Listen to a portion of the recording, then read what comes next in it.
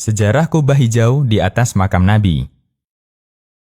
Para ahli sejarah menegaskan bahwa keberadaan kubah hijau di atas makam Nabi SAW baru ada di abad ke-7 Hijriah. Yang pertama kali membangunnya Sultan Qalawun. Awalnya tidak dicat, berwarna kayu, kemudian dicat putih, kemudian dicat biru, dan yang terakhir berwarna hijau hingga sekarang. Dalam bukunya Fusul min Tarikh Al-Madinah Al-Munawwarah, Profesor Ali Hafidh mengatakan, belum pernah ada kubah di atas rumah makam Nabi SAW. Dahulu, di atap masjid yang lurus dengan kamar, ada kayu memanjang setengah ukuran orang berdiri untuk membedakan antara ruang makam dengan bagian atap masjid lainnya.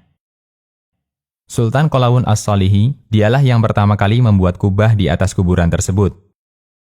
Dikerjakan pada tahun 678 Hijriah, berbentuk 4 persegi panjang dari sisi bawah, sedangkan atasnya berbentuk 8 persegi dilapisi dengan kayu. Didirikan di atas tiang-tiang yang mengelilingi kamar.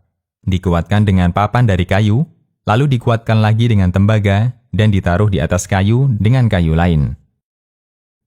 Lalu beliau pun melanjutkan, kubah tersebut diperbarui pada zaman An-Nasir Hasan bin Muhammad Qalawun. Kemudian papan yang ada tembaganya retak. Lalu diperbarui dan dikuatkan lagi pada masa Al-Ashraf Sya'ban bin Husain bin Muhammad tahun 765 Hijriah.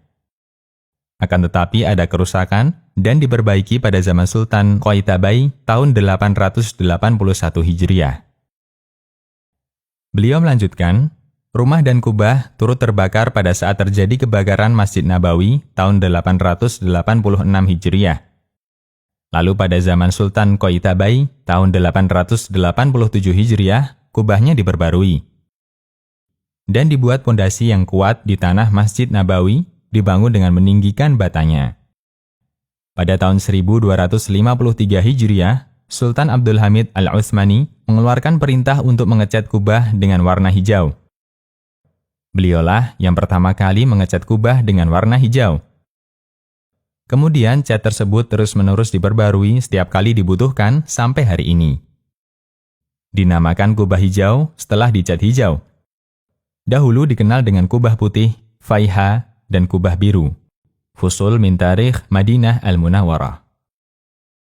Keberadaan kubah ini tidak pernah dikenal di zaman sahabat, tabi'in, maupun tabi'ut tabi'in. Juga tidak pernah dikenal di zaman para imam madhab, para pencatat hadis. Yang menarik, tidak kita jumpai usulan dari mereka untuk membuat kubah itu.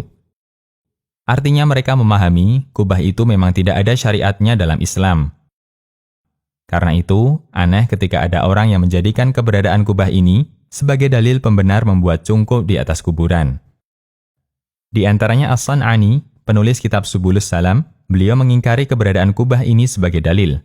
Beliau mengatakan, jika Anda mengatakan, itu kuburan Rasul Shallallahu Alaihi Wasallam dikasih kubah besar, menghabiskan banyak dana.